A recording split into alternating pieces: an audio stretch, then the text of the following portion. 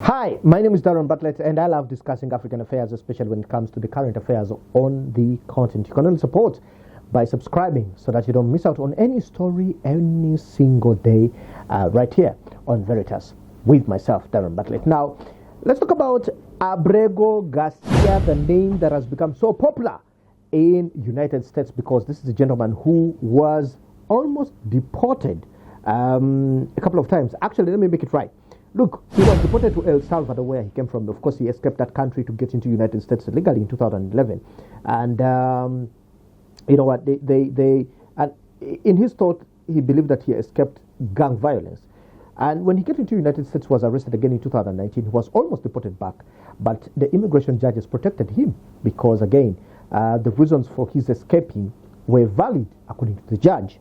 But, you know, he's become a subject of a strong immigration policy of Trump, who has wanted him deported back to at least, if not to El Salvador, any other country. And of course was forcefully deported to El Salvador and then was taken back in June into United States. But now, why do I mention this story and call this an African story? Because recently or last week, Uganda agreed a deal with the United States to receive deportees. Now, Garcia, Abrego, Kilmar may be the first person who will land in Uganda in case, of course, the Ugandan government agrees with United States after vetting, of course, to know that this is not a criminal person and see that he is brought into Uganda.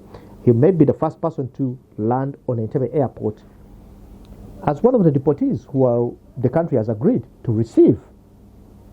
This American policy of deporting people to third countries is becoming something else. So let's see whether he will land in Uganda or not, or will something change, because he is subject to so many things, including court cases where the Supreme Court says he cannot be deported, but the immigration policy or the government of Trump says he will be deported.